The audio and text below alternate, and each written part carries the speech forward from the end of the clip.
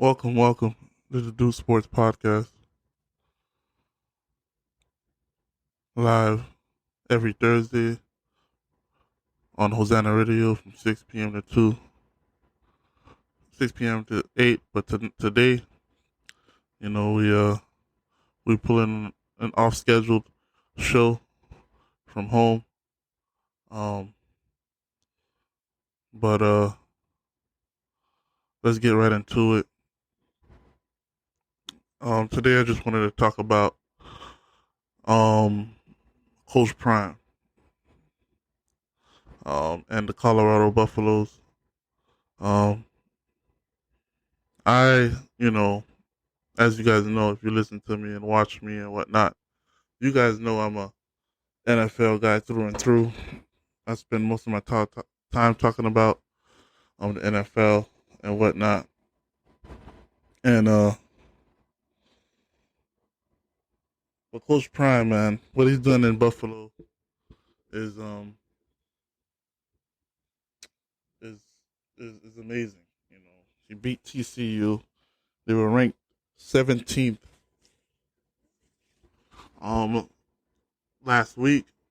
They were runner up for the national championship, and you know he is proving a lot of people wrong when it comes to him running a program in a Power Five conference. And you know, I did a show about this not too long ago, but there were technical difficulties that happened and whatnot, and you know,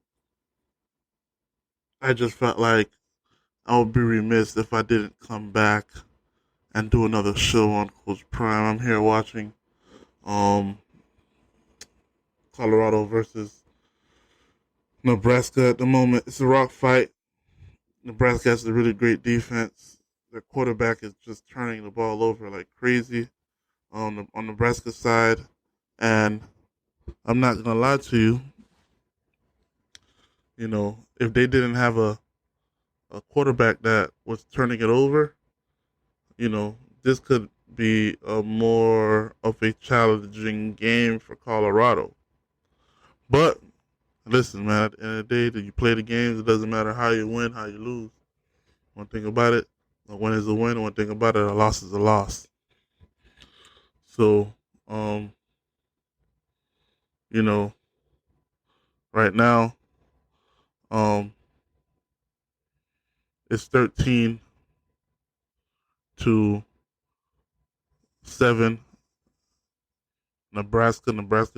Colorado just allowed a run for a touchdown by the quarterback. Um, defensive breakdown and whatnot. But for the Nebraska fans out there, I mean, I know you guys are in the dog days right now, but I mean, you guys had some good days with Bo Pelini, if I'm not mistaken. Back in the days, I used to watch him, a fiery head coach. I don't know what he's doing right now. I don't know where he's coaching right now, but you know, that was some good old days with the program, and just hopefully one day you guys get back to that stature, get back to that level of play, but back to Coach Prime, man. What he's doing in Colorado is amazing. Do I believe? I believe. He's asking other people, do you believe? You know, some people don't believe, and some people do believe, and whatnot. Um, Shador Sanders, um, in my opinion, a first round talent. In my opinion, as a quarterback going for the NFL. Travis Hunter, first top 5 pick, in my opinion. On both sides, wide receiver or cornerback. Um, Plays every down, both ways. This is something I've never seen before. Um, and it's just, I looked at um their their schedule coming up. I mean, to be honest, I got Nebraska as a win. I got caught even though they're in a rock fight right now. You know, um, winning 13-7 against Nebraska. I got them winning against Colorado State. I got them winning against or no, I got them winning against Oregon. I got them losing against USC. So that's what 4-1. I got them winning against Arizona State. That's 5-1. I got them winning against Stanford. That's 6-1. I got them winning against UCLA. That's 7-1. I got them. I got them winning against Oregon State. That's 8-1. I got them winning against Arizona. That's 9-1. I got them winning against Washington State. That's 10-1. And I got them losing against Utah. That's 10-2. So out of this schedule right now, the only um two teams that I feel like can beat this team is USC and Utah, in my opinion. Um, and that's remarkable based on the turnaround. 80 to 90% of your team is transfers, and to be able to make a turnaround like that, and to be able to formulate a team that way in the through the transfer portal and whatnot, it's remarkable. Um, so I mean, in my opinion, um, this is something that you know is remarkable to see, and I like this game that we're watching with Nebraska. The reason why I say that is because Nebraska, their defense is really well coached. Last week's defense against TCU, it wasn't that much of a test. I mean, I'm not saying it wasn't that much of a test. That was a team that went to the national championship a year ago. But the reason why I say that is the fact that, you know, they weren't schematically doing the right things to attack this Colorado team that was effective against this Colorado team that caused them to score 45 points. Now, this Nebraska team, man, this game that I'm watching right here is more, in my opinion, of a test for this Colorado team. It's a rock fight. After the first quarter, it was 0-0. So that means that this team is well prepared for this offense. And the only Achilles heel this team really has is their offense in Nebraska. And in my opinion, this game right here is really the test, right? This game right here is really showing us how good Colorado can be, right? And here you have it's the third quarter, is 7 minutes to go, 2nd and 10 on Nebraska's 4-15, and Shedeur Sanders missed it. Almost was a touchdown, and quite honestly, should have been a touchdown. That's a drop ball by the running back. Oh man, that's tough. That's tough. You got to catch that. That's number 3. In that you got to catch that, man. Sanders laid it in his like put it and give him an opportunity to make that catch, man. You got to have more body control to turn around and really grab that. You know, this is a home opener for Colorado, Buffalo, and quite honestly, man, come on, touchdown. Hey, uh, I'm watching it again right now. Shadir Sanders scored a touchdown on the third quarter with 6:49 to go to Weaver, number 10.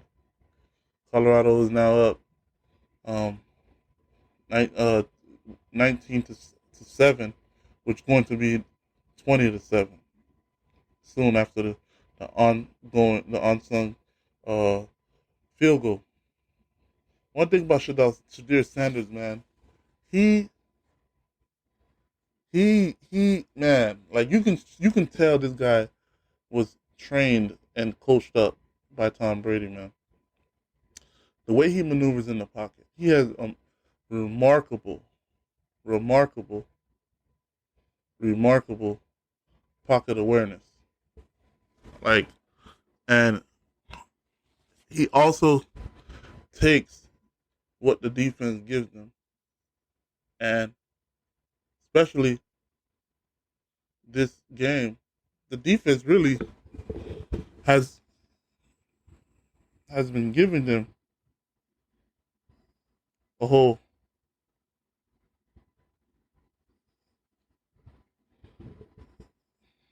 lot. And in my opinion, right? Um, like I said, right? This is more of a test, in my opinion, for the Colorado fans out there who is watching this team, right? It's a Power 5 conference, right?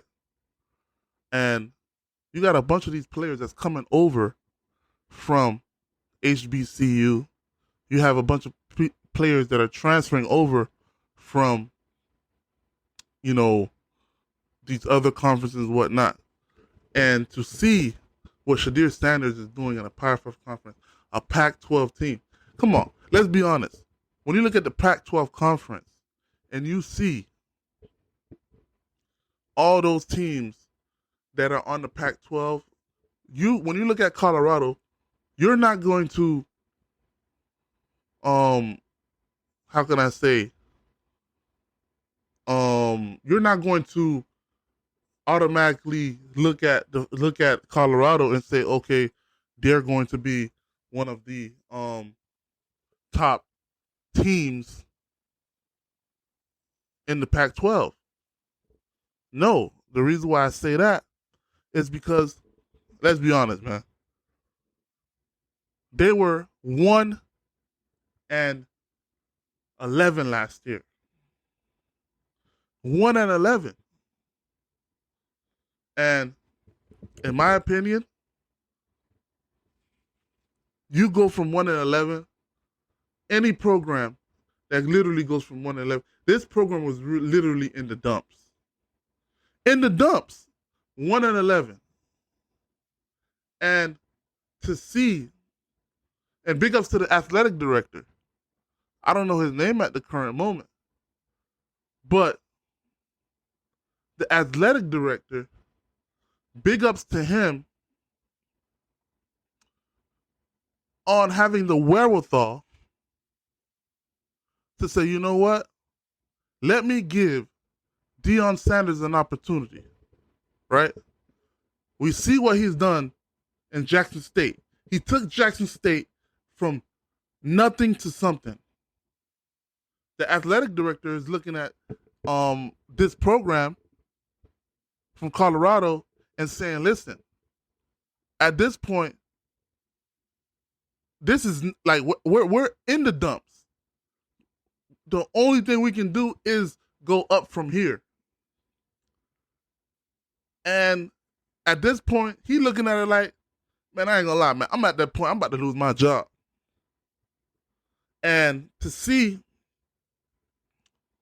what where Deion Sanders has done in Jackson State, why not? There was nothing else. Like there was there was no other like, why not give it a shot? Even if it was 2 years, a year, whatever, this and that. Why not? Let's try it out. And the thing is, like, it was a predominantly white program that gave this black brother this opportunity. Now, he gave this brother this opportunity. And big ups to him to seeing the what he can do in terms of advertisement, in terms of notoriety, in terms of popularity. Like, I'm not gonna lie to you. Year in and year out, you never hear anybody talking about Colorado. Right? Like, when you look at Colorado, you're looking at them like, bro, this program is not appealing. This program is there's nothing special about it. Right? You don't look at Colorado as like a glamour school. All you know is that they were in the Pac-12. That they're in the Pac-12. Right? And I kid you not, I remember when Coach Prime was hired. And he walking all over the facility. Yo. Colorado is not their main money, like their main cash cow, is not from the football program. The Alabamas of the world, the Georgias of the world, this and that. Most of their money, most of their generated income is coming from the football program. Colorado, their income, that university's income, that university's what keeps the doors open at that university is not the football program. Now, mind you, it's not the football program, right? And I remember when I was watching the video when Coach Prime got hired by the university, right? And he's taking a tour in the university. While he's taking a tour, I'm looking at everywhere. I'm looking at the stadium. I'm looking at the locker room. I'm looking at the offices. I'm looking at the training room. I'm looking at the weight room. I'm looking at the training facility at this school. And I'm like, this team is not a predominantly high regarded football program. So where's their money coming from? I'm looking at the stadium. When he went to the middle of the stadium after he got hired, I'm looking at it. I'm like, man, this is a beautiful stadium, a big stadium, and half the time it's empty. And I'm looking at it like, bro, what a waste. What a waste of a stadium. What a waste of training facility. What a waste of weight room. What a waste of a auditorium. What a waste of a athletic football program infrastructure that is not being utilized to its full potential. Underutilized and not going to its optimal being operated at its optimal capacity. That's how I looked at Colorado. So when Deion Sanders go there, he's looking at, man, look, this is what I can do here, man. And now I'm looking at it.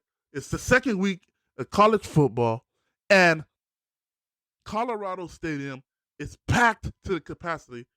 I don't even remember the last time Colorado was packed like that. Maybe 20-something years. Colorado was up at halftime. For the first time, was up that halftime, if I'm not mistaken, for the first time in 20 years.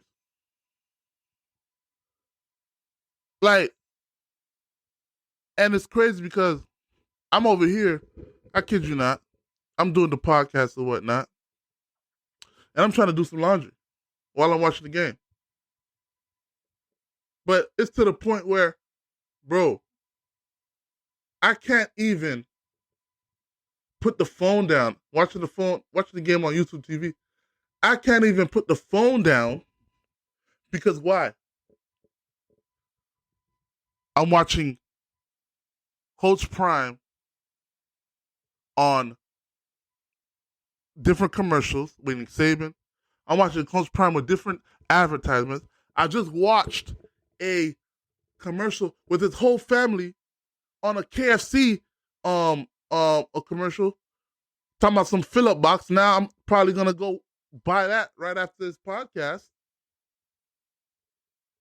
And I'm watching Buffalo, the university, have commercials play every other break.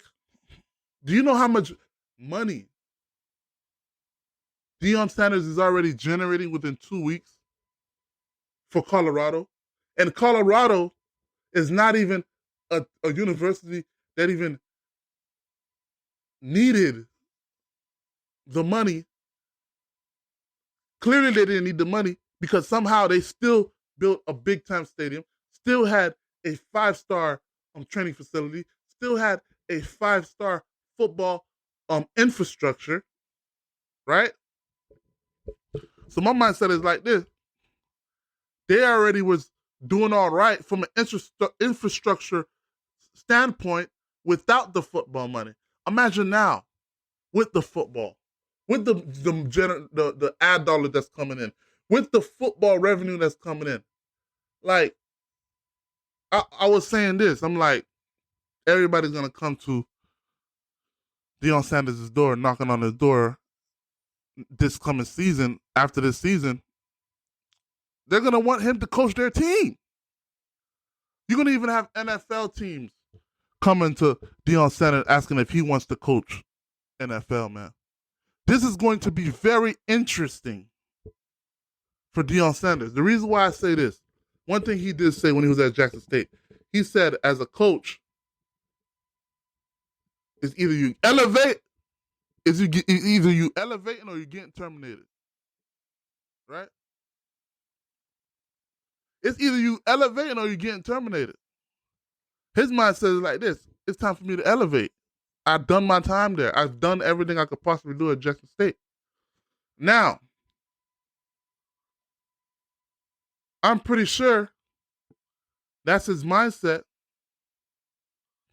over there in Colorado. But my mindset is like this. We didn't think it's going to be only a year or 2 years, maybe 3, maybe 4. But it might look like he might have done everything he possibly could do after 1 year. Of course, the most ultimate goal is winning the championship. So that's on him to see what he wants to do, right? And to see, if he wants to continue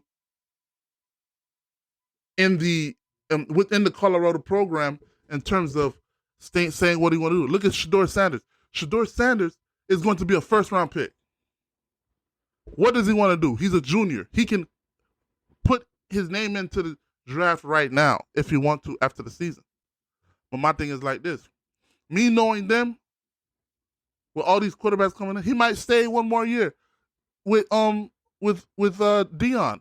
Like I said, there's a lot of decisions that's going to be need to be had after this season because nobody expected Colorado to be to be what they are out the gate after week 2. 2-0. They beat TCU and they beat Nebraska. They got Colorado State next. That's a win. 3-0. Like, listen, man. This is going to be, very interesting. And like I said, big ups to Deion Sanders and the staff. They're doing great right now. I'm gonna you know let y'all go. It's 20-7 Colorado, and big ups to Deion Sanders, man, and everybody, man. I believe, man. It's a Do Sports podcast. Thank you for tuning in. I'll see you when I see you. Signing out.